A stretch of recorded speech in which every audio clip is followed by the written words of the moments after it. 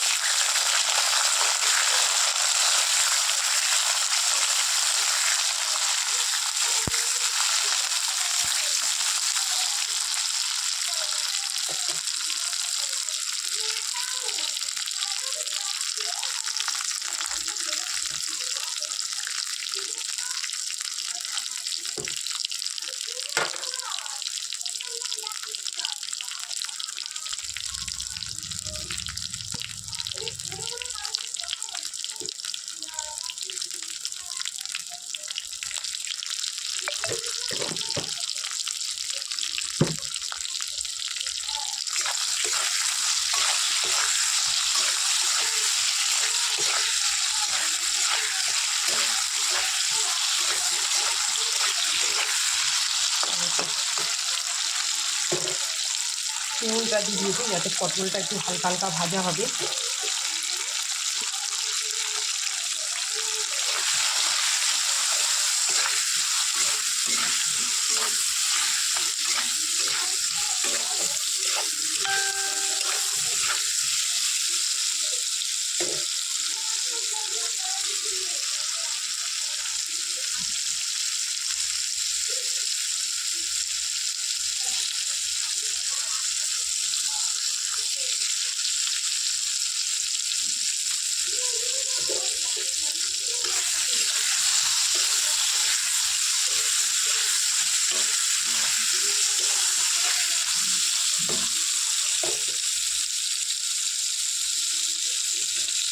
পটলটা আমার হালকা হালকা ভাজা হয়ে গেছে, আমি মেরে দিয়ে এবার ডাঁটা দিয়ে দিলাম।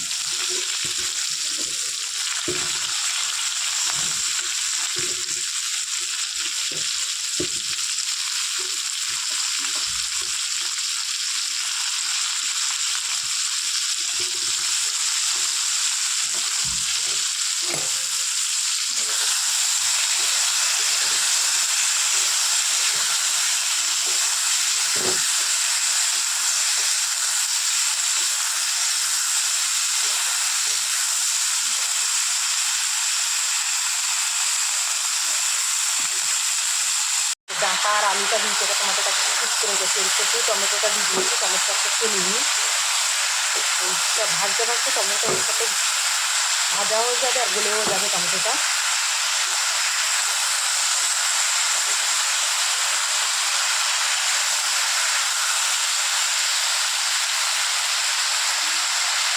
মশলার মধ্যে যে মশলাগুলো নিয়ে রেখেছে না, হলুদ, লঙ্কার গুঁড়ো, জিরে গুঁড়ো, ধনে গুঁড়ো, আমি পেঁয়াজ দিইনি। কেন পেঁয়াজ দিইনি জানো? আমার কোলেস্ট্রল আছে, আমার পেঁয়াজ আদা রসুন খাবার সব কিছু বারণ। পেঁয়াজ রসুন আদা যদি খাই আমার খুব শরীর খারাপ হয়ে যায়, সেই জন্য আমি এগুলো সব আজকে অ্যাভয়েড করে গেছি। আর একটা জিনিস কি, আমার ছেলে একটুখানি মানে পেঁয়াজ তরকারিতে দিলেও ভালোবাসি, আজকে আমি দিলাম না।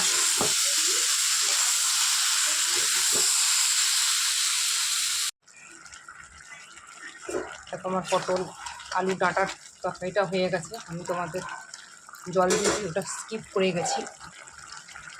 টমেটোটাও দিয়েছিলাম, দেখো টমেটোটা সবজির সাথে দিয়ে দিয়েছিলাম, টমেটোটা একদম ঘেটে গেছে। আর একটু রস না রাখলে আমার ছেলে আবার রাগ করবে, শুকনো একদম খেতে পারে না আমার ছেলে, ওই জন্য একটু রস থাকবে। আর কেউ আমায় বলছো যে দিদিভাই তোমার ভিডিও দেখছি, তুমি আমার এলপিতে আসো, একটু দেখো, বোঝার চেষ্টা করো। আমি সবাইকে অনুরোধ করছি, আমার মাঝে মাঝে তো খুব কাজের চাপ থাকে, আমি যেতে পারি না, আমি অবশ্যই যাব। আর একটা কথা বলছি, আমি নাইট দেওয়া না এবার বন্ধ করে দেবো, সত্যিকারে বলছি, আমি নাইট দেওয়া বন্ধ করে দেবো। তোমরা এক দিনে 5জন 6জন করে যদি এক দিনে যদি নাইট করো, আমি তোমাদেরকে নাইটটা কী করে দেবো বল? আমার মাত্র 3খানা আইডি, আমার ল্যাপটপ আছে, আমি ল্যাপটপে কাউকে দিতে পারছি না, কারণ আমার ছেলে দিতে দেয় না ল্যাপটপে। বুঝতে পারছো যে আমার স্বামী সন্তানকে নিয়ে আমাকে চলতে হয়, ওদের কথা মতো আমাকে চলতে হয়। হ্যাঁ, কিন্তু কী করবো বলো? এক দিনে যদি এত করে নাইট করো না, আমার পক্ষে দেওয়া খুব অসম্ভব হয়ে যাচ্ছে। আমি তোমাদের এলপিতে যাব, 1 ঘন্টা করে টাইম দিয়ে আসবো, 2খানা বড় ভিডিও দেখে দেবে, আমার অ্যাড দেখে আসবে। আমি 1 ঘন্টার জায়গায় তোমাকে আমি 1.5 ঘন্টা টাইম দিয়ে আসবো, কিন্তু আমি নাইট দেওয়া বন্ধ করে দেবো। শুধু কজনকে মাত্র আমি নাইট দেবো, যেরকম গোপাল দাদা আছে, সৌমেন ভাই আছে, জয়া গায়েন আছে, চন্দ্রকান্ত গায়েন আছে, জয়তারা আছে, আর পাপিয়া দিদি ভাই আছে, আর আরেকটা দিদি ভাই আছে, আমি ওনার নামটা নিতে পারছি না। সত্যিকারে কজন আছে যারা আমাকে খুব বিশ্বাস করে, অনেকজন আমাকে বিশ্বাস করছো না। সেই জন্য আমি সত্যিকারে বলছি, তোমরা যদি আমায় বিশ্বাস করো তাহলে আমি তোমাদের এলপিতে যাব, যদি না বিশ্বাস করো আমি তোমাদের এলপিতে যেতে পারবো না। কেন মনে কিছু করো না যে দিদিভাই আমাকে দেবে না বলছে, এই ধুমুক টুমুক দিদিভাইয়ের ফটো দেখে দিচ্ছি, তার জন্য নয়। জানো তো, আমি আজ কিছু কিছু মানুষের এলপিতে যাচ্ছি না, আমি অন থাকছি। দেখো, আমি দিনের বেলা করে লোকের বাড়ি কাজ করি, আমার না কাজ করলে আমার চলবে না, যেটা সত্যি কথা তোমাদেরকে আমি বলছি, যে আমার কাজ করে খেতে হবে। আমি লোকের বাড়ি যেহেতু কাজ করে, আমাকে কাজ করে খেতে হবে। আমায় যদি বিশ্বাস করো তাহলে আমি তোমাদের এলপিতে গিয়ে বেশি কমেন্ট করতে পারবো না, অন রাখবো। তাহলে তোমরা আমাকে যদি, আমার সাপোর্ট যদি চাও, তোমরা শর্ট ভিডিওতে কি কমিউনিটিতে লেটার দিয়ে যাবে, আমি অবশ্যই তোমাদেরকে এলপিতে গিয়ে সাপোর্ট করে আসবো।